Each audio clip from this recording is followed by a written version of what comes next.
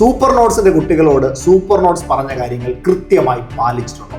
അല്ലെങ്കിൽ ഈ 1500 കുട്ടികളെ സൂപ്പർ നോട്ട്സ് പറഞ്ഞ് പറ്റിക്കുകയായിരുന്നു? തിരുവിതാംകൂർ ദേവസ്വം ബോർഡ് LD പരീക്ഷ എഴുതിയ 15,000 പേരിൽ 10%, അതായത് 1500 പേർ സൂപ്പർ നോട്ട്സിന്റെ കുട്ടികളായിരുന്നു. സൂപ്പർ നോട്ട്സിന്റെ കുട്ടികളോട് സൂപ്പർ നോട്ട്സ് പറഞ്ഞ കാര്യങ്ങൾ കൃത്യമായി പാലിച്ചിട്ടുണ്ടോ?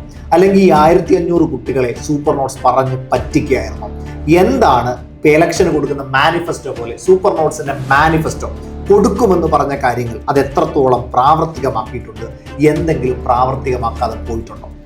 ഒരു സ്ഥാപനവും പറയാൻ ആഗ്രഹിക്കാത്ത, അല്ലെങ്കിൽ ഒരു ബാച്ച് കഴിഞ്ഞാൽ മുന്നോട്ട് എന്താണ് ചെയ്തത് എന്നും കൊടുത്തത് എന്നും പറയാൻ ആഗ്രഹിക്കാത്ത സൂപ്പർ നോട്ട്സിന്റെ മുഴുവൻ കാര്യങ്ങളും, ആ ബാച്ചുമായി ബന്ധപ്പെട്ട മുഴുവൻ കാര്യങ്ങളും ഒന്ന് അനലൈസ് ചെയ്യാൻ പോകണം.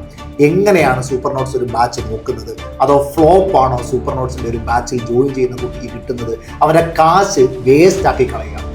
നമുക്കൊന്ന് റിവീൽ ചെയ്താലോ, എന്താണ് അവസ്ഥ? തീർച്ചയായിട്ടും ഇത് കോമ്പറ്റേറ്റീവ് എക്സാം ചരിത്രത്തിൽ തന്നെ ആദ്യമായിട്ടായിരിക്കും റിഫോം ഇങ്ങനെ റിവ്യൂ ചെയ്യുന്നത്. അപ്പോൾ നമ്മൾ റിവ്യൂ ചെയ്യുമ്പോൾ ഇത് 100% സത്യം മാത്രമേ നമുക്ക് പറയാൻ പറ്റുന്ന ഒരു കാര്യം. 1500 കുട്ടികൾ താഴെ കമന്റ് ഇടാം.